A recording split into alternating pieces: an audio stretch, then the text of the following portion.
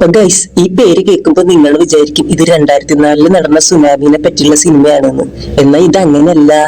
ഇതൊരു വല്ലാത്ത സുനാമി കഥയാണ്. അപ്പൊ ഇതിൽ നമ്മളെ നായകൻ ബാലു വർഗീസ് അണ്ണനാണ്. ബാലു അണ്ണന്റെ കലശലായ ആഗ്രഹം എന്താന്ന് വെച്ചാൽ ഗോവയിൽ പോയി പള്ളിയിലച്ഛനാവണം എന്നാണ്. അപ്പൊ ഇതിന്റെ പിന്നിൽ പ്രവർത്തിച്ച കൈകൾ നമ്മുടെ അച്ഛൻ കൊച്ചച്ഛൻ്റെതാണ്.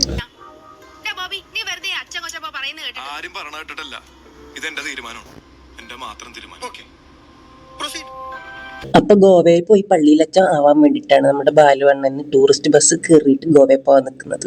അപ്പൊ ഇതേ ബസ്സിലാണ് നമ്മളെ ഇന്നച്ചനും ഫാമിലിയും കൂടി ഗോവയ്ക്ക് പോകാൻ നിൽക്കുന്നത്. അപ്പൊ അവിടെയാണ് ട്വിസ്റ്റ്. അപ്പൊ നമ്മുടെ ബാലു വർഗീസ് അണ്ണന് കലശലായ തൂറ്റലും വെച്ചുകൊണ്ടാണ് ഗോവയിൽ പോകാൻ നിൽക്കുന്നത്. ഇന്നലെ കഴിച്ച ഫുഡ് എന്ത് ദഹിക്കഴിഞ്ഞിട്ടാവും. ആശാന് തൂറ്റലോട് തൂറ്റലാണ്. അങ്ങനെ നിൽക്കുമ്പോഴാണ് ഒരു അറാൻ പറഞ്ഞ ചെക്കനെ അവന്റെ ഗെയിം കളിക്കാൻ വേണ്ടിയിട്ട് നമ്മളെ നായികേന്റെ ഫോണും മേടിച്ചിട്ട് ബാലുവണ്ണന്റെ അടുത്തിരിക്കുന്നത്. ഈ ചെക്കൻ എല്ലാരും ബസ്സിൽ നിന്ന് ഇറങ്ങിപ്പോയപ്പോ ഈ ഐഫോൺ എടുത്ത് ബാലുവണ്ണന്റെ കൈ കൊടുത്തിട്ട് പറയും ഞാൻ ഇപ്പൊ വരാന്ന്. പാവം ബാലുവണ്ണൻ ആ ഐഫോണെ കൊണ്ട് എന്ത് ചെയ്യും, പുറത്തേക്ക് ഇറങ്ങും. ആശാന് പിന്നെയും ബാത്റൂമിൽ പോകാൻ മുട്ടി.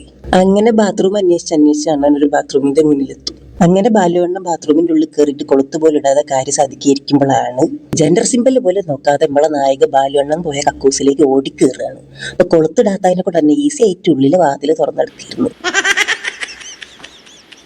എന്തോ കണ്ടു പേടിച്ച് നമ്മളെ നായികക്ക് പെട്ടെന്ന് ബോധം പോകും. അപ്പൊ നമ്മളെ ബാലുവണ്ണൻ എന്ത് ചെയ്യുന്ന പറഞ്ഞാൽ മോന്ത പൊത്തി പിടിച്ച് കണ്ടം വഴി ഓടും.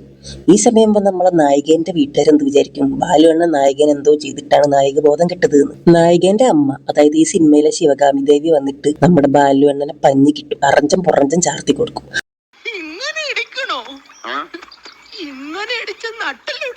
അവിടെ നിന്ന് എങ്ങനെയൊക്കെയോ രക്ഷപ്പെട്ട് നമ്മളെ ബാലുവണ്ണ ഓടി തിരിച്ച് നാട്ടിലേക്ക് വരിക. നാട്ടിലെത്തിയപ്പോ ബാലുവണ്ണന് പിന്നെ പള്ളിയിലച്ഛനാവാനുള്ള മൂടകം അങ്ങോട്ട് പോകും.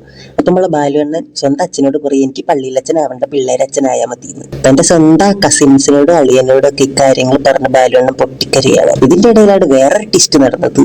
ആ പെൺകുട്ടിയുടെ ഫോണ് നമ്മുടെ ബാലുവണ്ണന്റെ കയ്യിലായി പോയി. ഫോണ് തിരിച്ചു കൊടുക്കാനുള്ള ധൈര്യമാണ് ബാലുവണ്ണനില്ല. അങ്ങനെ ബാലുവണ്ണൻ പെണ്ണ് കണ്ട് 2-3 സ്ഥലത്തൊക്കെ പെണ്ണ് കണ്ടിട്ട് ബാലുവണ്ണന് മതി. അന്നേരമാണ് നമ്മളെ ഫോണിന്റെ ലോക്കിന്റെ ഓപ്പൺ തുറന്നിട്ട് നായികന്റെ കുറെ ഫോട്ടോസും ബാലുവണ്ണൻ കാണുന്നത്. എന്താന്നറിയില്ല, ബാലുവണ്ണന് നായികനോട് ഒരു ക്രഷ് തോന്നി തുടങ്ങും. എന്നാ പിന്നെ ഈ കുട്ടീനെ തന്നെ കെട്ടിക്കൂടെ എന്നൊരു ആലോചനയായി നമ്മളെ ബാലുവണ്ണന്. അങ്ങനെ ബാലുവണ്ണന് വേണ്ടിയിട്ട് ഫാമിലി മൊത്തം ആ പെണ്ണിന്റെ വീട്ടിലേക്ക് പോവുകയാണ്. പെണ്ണ് ചോദിക്കുമ്പോ ആ വീട്ടിലെ കാരണവർ പറയും അയ്യോ ഞങ്ങള് വേറെ ആൾക്ക് ഉറപ്പിച്ചു പോയി ഒന്നും ചെയ്യാൻ പറ്റൂല. അങ്ങനെ വളരെ സങ്കടത്തോടെ നമ്മളെ ബാലുവണ്ണൻ തിരിച്ചു വന്ന് ഇങ്ങനെ ടെൻഷൻ അടിച്ച് നിൽക്കുമ്പോഴാണ് ഒരു സുപ്രഭാതത്തിൽ അറിയാം പെണ്ണിന്റെ വീട്ടുകാർക്ക് ഓക്കെയാണ്, ഒക്കെ സെറ്റായി കല്യാണം നടക്കാൻ പോവുകയാണ്. അങ്ങനെ ഒടുക്കത്തെ ആഘോഷങ്ങളോട് കൂടി കല്യാണം നടക്കുകയാണ്. നമ്മളെ നായികയും ബാലുവണ്ണനും ഒന്നിക്കുകയാണ്. അങ്ങനെ കല്യാണപ്പുരയില് ഇവിടുത്തെ ആചാരം എന്തെന്ന് വെച്ചാൽ നായികന്റെ വീട്ടിലാണ് ഫസ്റ്റ് നൈറ്റ് ആഘോഷിക്കുക. അങ്ങനെ നിൽക്കുമ്പോഴാണ് നമ്മളെ ബാലുവണ്ണന് പെട്ടെന്നൊരു ഡൗട്ട് വരിക, ഇനി എന്റെ അതെങ്ങാനും കണ്ട് നായിക എന്നെ തിരിച്ചറിയുമെന്ന്. ആളെ മുഖം നോക്കി തിരിച്ചറിയാനോ കേട്ടിട്ടുണ്ട്. ഇതിപ്പോ അത് നോക്കി തിരിച്ചറിയാന്നുള്ളത് വല്ലാത്തൊരു ഡൗട്ടായിപ്പോയി. അന്നേരം ആ ഡൗട്ടിലേക്ക് കനല് കോരിയിടും പോലെ നമ്മളെ അച്ഛൻ കൊച്ചച്ഛൻ പറയും അങ്ങനെ സംഭവിക്കാൻ സാധ്യത ഉണ്ട്. പണ്ട് നമ്മളെ അച്ഛൻ കൊച്ചച്ഛൻ ഒരു മൂലക്കുരുവിന്റെ ഓപ്പറേഷൻ കഴിഞ്ഞിരുന്നു. അപ്പൊ ഡോക്ടർക്ക് പിന്നെ ആളെ കണ്ടപ്പം മുഖം നോക്കിയിട്ട് മനസ്സിലായില്ലെങ്കിലും പിന്നീട് മൂലം നോക്കിയപ്പോ ആളെ മനസ്സിലായിരുന്നു. ഇതോട് കേട്ടപ്പോ നമ്മളെ ബാലുവണ്ണൻ ആകെ ടെൻഷൻ ആവും. അപ്പൊ തിരിച്ചറിയുള്ള പേടിയിൽ ബാലുവണ്ണൻ ആകെ ടെൻഷൻ അടിച്ച് നിൽക്കുമ്പോഴാണ് നമ്മളെ ബാലുവണ്ണൻ ഒരു ഐഡിയ കണ്ടെത്തും. ഇങ്ങനെ ഫസ്റ്റ് നൈറ്റ് ആയി നായിക റൂമിലേക്ക് പ്രവേശിക്കുന്നു. വെള്ളമൊക്കെ ഒരു സൈഡിൽ വെച്ചിങ്ങനെ നിൽക്കും. നമ്മളെ ബാലുവണ്ണൻ പേടിക്കുന്നു നായികനെ കണ്ടിട്ട്. പിന്നെ രണ്ടാളും കൊച്ചു വർത്താനൊക്കെ പറയുന്നതിന്റെ ഇടയിൽ നമ്മളെ ബാലുവണ്ണൻ ഒരു നമ്പർ ഇടുന്നു. നമ്മളെ ബാലുവണ്ണൻ നായികനോട് പറയാണ് ഞാൻ ചെറുപ്പത്തിൽ അടക്ക പറിക്കാൻ ഒരു കവുങ്ങിന്റെ മുകളിൽ കയറിയപ്പോ കവുങ്ങെന്ന് അടക്കയും കുറച്ച് താഴോട്ട് ഇറങ്ങുമ്പോ ആരോ വെച്ച ആളുകൊണ്ട് നമ്മളെ ബാലുവണ്ണന്റെ എല്ലാം നഷ്ടപ്പെട്ടു. ഈ ഒരു അടവ് നമ്മളെ ബാലുവണ്ണൻ എടുക്കുമ്പോഴത്തേക്കും നമ്മളെ നായിക ബോധം വിട്ട് ഇരുന്ന് കഴിഞ്ഞിട്ട്. അങ്ങനെ ബോധം കെട്ട നായികനെ നോക്കി ബാലുവണ്ണൻ ഓടി വരുമ്പോഴാണ് നമ്മുടെ നായികന്റെ ഫാദർ, അതായത് ഇന്നച്ചന് 2 പെഗ് അടിച്ചിട്ട് നെഞ്ചരിച്ചിലായിട്ട് ആശുപത്രിയിലേക്ക് കൊണ്ടാ പോകുന്നത് എല്ലാരും കൂടി. അങ്ങനെ ആകെ മൊത്തം ബഹളമായ ഇന്നച്ചനെയും കൊണ്ട് ടീംസൊക്കെ ആശുപത്രിയിലേക്ക് പോകും. നമ്മളെ നായിക ആകെ ഡെസ്പടിച്ച് വീട്ടുകുത്തി. അപ്പൊ നമ്മളെ നായികന്റെ വല്യമ്മായിയോ ചെറിയമ്മായിയോ ആരോ നായിക ഇങ്ങനെ ഡെസ്പടിച്ച് നിൽക്കുമ്പോ നായികനോട് ചോദിക്കും എന്താ മോളെ പറ്റിയെന്ന്. അപ്പൊ നായിക ഇങ്ങനെ പറഞ്ഞു കൊടുക്കും ഒന്നുമില്ല. അങ്ങനെ മൊത്തത്തില് വീട്ടുകാർ മൊത്തം കാര്യം അറിയും. ബാലുവണ്ണന്റെ എല്ലാം നഷ്ടപ്പെട്ടു എന്ന് വിചാരിച്ചിട്ട് ബാലുവണ്ണന്റെ ഭാര്യ വീട്ടുകാർ മൊത്തം കച്ചറുണ്ടാവും. ബാലുവണ്ണാണ് ഹോസ്പിറ്റലിൽ നിന്ന് വരുന്ന വഴി കണ്ട വഴി വീട്ടിലേക്ക് ഓടും. ഇനി ഭാര്യ വീട്ടിലേക്ക് പോകാനുള്ള ധൈര്യമില്ല. അങ്ങനെ ബാലുവണ്ണൻ ആകെ ടെൻഷൻ അടിച്ച് ആത്മഹത്യ ചെയ്യാന്ന് വിചാരിക്കും.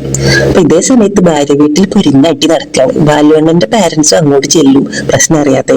അങ്ങനെ ബാലുവണ്ണന്റെ ഭാര്യ വീട്ടിലുള്ള ആൾക്കാരും ബാലുവണ്ണന്റെ പാരന്റ്സും കൂടി അങ്ങോട്ടും ഇങ്ങോട്ടും പൊരിഞ്ഞടിയും. അവിടെ അടിപിടി ഇവിടെ ആത്മഹത്യ, അവിടെ അടിപിടി ഇവിടെ ആത്മഹത്യ.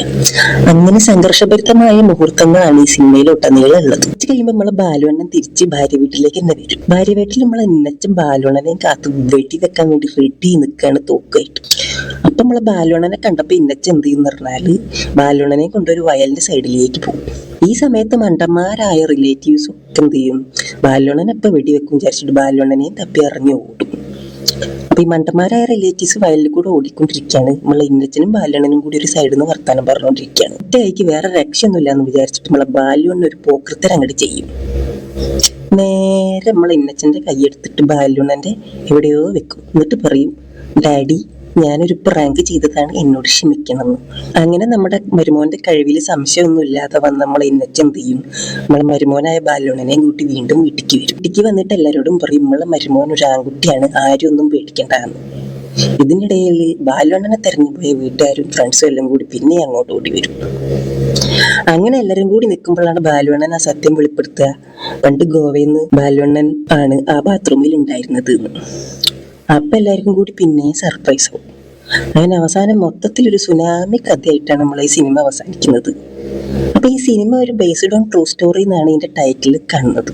എന്തൊക്കെ പറഞ്ഞാലും ഇങ്ങനെ ഒരു ആശയം സിനിമ എടുത്ത് നമ്മളെ ഡയറക്ടറെ നമ്മൾ നമിക്കുന്നു.